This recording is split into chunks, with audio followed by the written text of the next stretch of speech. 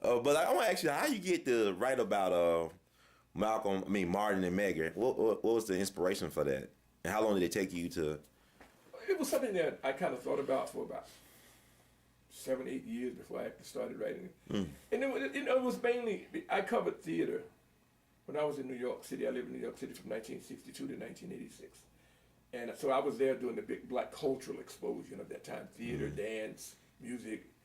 And since I was from 1968 through 1975, I was on the staff of Ebony magazine, which means that I was basically doing a lot of the cultural articles. I mean, I did other things too, but being in New York, which was the center of the cultural thing, right. I did a lot of cultural articles, including a lot of theater things.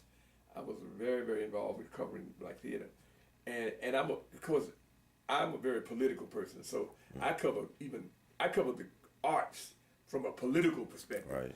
I want to hear what you're saying. Just because you say it nicely and the beat sounds good and everything, I still don't know what the words are saying. So I used to be the playwrights whose work I used to write about when I was in New York or cover. They used to get very upset with me because I'm always looking, they said, so they said to me, why don't you write your own play?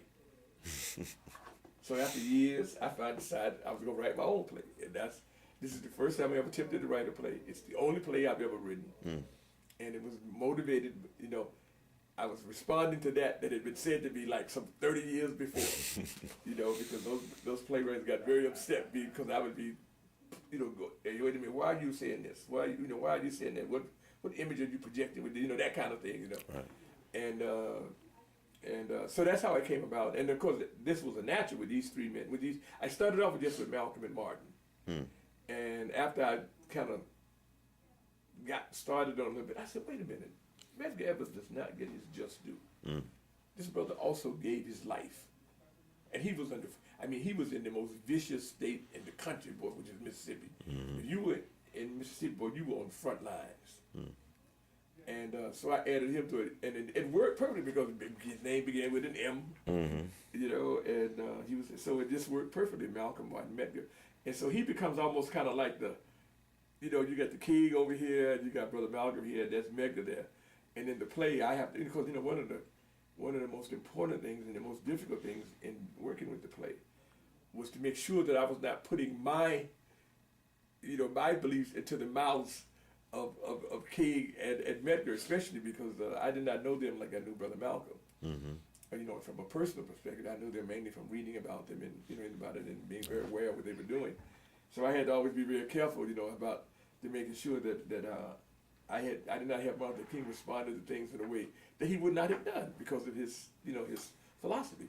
So that was something I had to always be very conscious of when I was working on the play. But that's how it came about.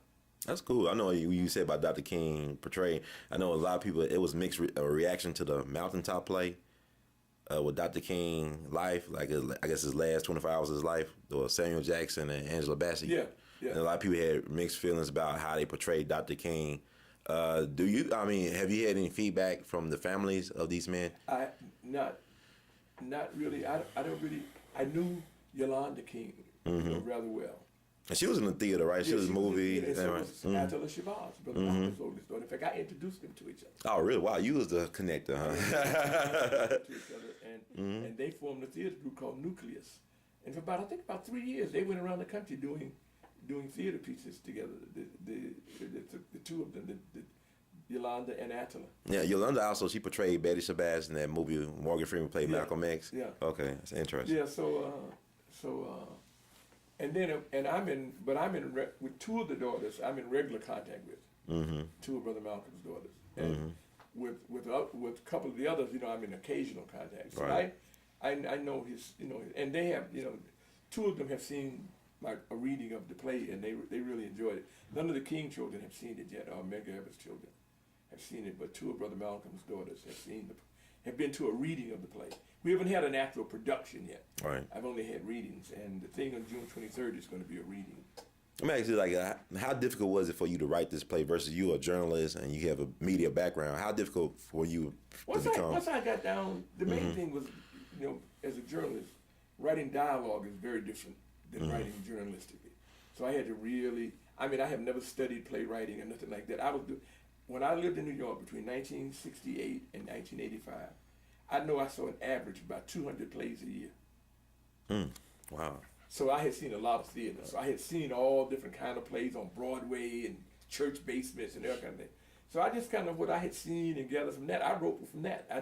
I've never had any kind of playwriting classes or any kind of, I just wrote from what, from my experiences I had seen and what I had liked and what I had disliked and tried to, write with that in mind. And then of course, again, writing dialogue is very different than, than writing, a news article or a feature article. You have to writing dialogue is a little bit different. So I had to make sure that that's why I've had readings, so I have people listen to it so they can give me feedback, And is it a certain type of format? I know plays could be in different format, like musicals, for example. Yeah. Is it a certain type of way that you was trying to express? No, mine was always going to be drama. Drama, okay. Yeah, I never even thought about, I would never try to do a musical. I don't know, but I'm gonna have music in the play. When they play, the narrator there's a narrator in the play. Mm-hmm. When the narrator comes out, you're gonna hear that song by Medgar. If I had helped just one somebody, my living has not been in vain. Mm-hmm. And somewhere during the course, maybe near the end of the first act coming in, I'm gonna have Donny Hathaway. He ain't heavy. He's my brother.